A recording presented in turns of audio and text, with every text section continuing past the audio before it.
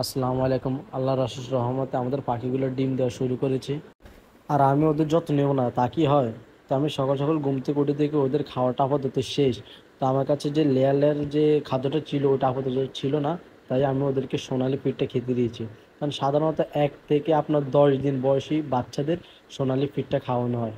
আর আমি দেখতেছি ওদের পানির ট্যাঙ্কটা অনেক নোংরা হয়ে গিয়েছে, তা আমি পরিষ্কার করে পানিটা নিতেছি। আর আপনারা যদি নিয়মিত পানির ট্যাঙ্কটা পরিষ্কার না করেন, এটা যে একটা জীবাণু থাকে, ওই জীবাণুর কারণে ওই আপনার পাখিগুলো যদি এই পানিটা পান করে, এটা একটা ব্যাকটেরিয়া ছড়ায় আর পাখিটি অসুস্থ হয়ে যেতে পারে। আর পাখিদের পানির সাথে অবশ্যই আপনারা ভিটামিন জাতীয় কিছু ওষুধ সেবন করবেন, যেমন রেনাইসেল, তারপর ইসেল, এগুলো দেবেন পানি। এই ধরনের পানির সাথে আপনার মিশ্রণ করে নেবেন। এগুলা মিশ্রণ করে নেওয়ার ফলে এগুলোর প্রতিফলন কি আপনার ডিম দেওয়া শুরু করে, পুষ্টি বৃদ্ধি করে।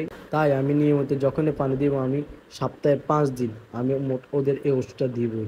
কারণ আপনার ইসেলের থেকে রেনাসেলটা অনেক গুরুত্বপূর্ণ। আপনার সবচাইতে ভালো হবে আপনার ইসেল, বাট আমার কাছে রেনাসেলটা ছিল তো আমি রেনাসেলটা দিয়েছি। কিন্তু ইসেলটা হচ্ছে সবচাইতে ভালো আপনার। কিন্তু যেসব পাখির বয়স 30-এর উপরে তাদেরকে ইসেল দিবেন। যেসব পাখির বয়স 30-এর নিচে তাদের রেনাসেল দিবেন। আর ইনশাল্লাহ আমার পাখি ঘরের পাশে যে একটা খালি জায়গাটা আছে, আমি ওই জায়গাটা পরিষ্কার করে নিয়েছি। ইনশাল্লাহ এখানেও আমি আমার খামারটি আরও বড় করব। চাইলে আমি আস্তে আস্তে আমার পুরো ছাদটা বড় করে ফেলব ইনশাল্লাহ। আজকের ভিডিও এখান পর্যন্তই। আল্লাহ হাফেজ।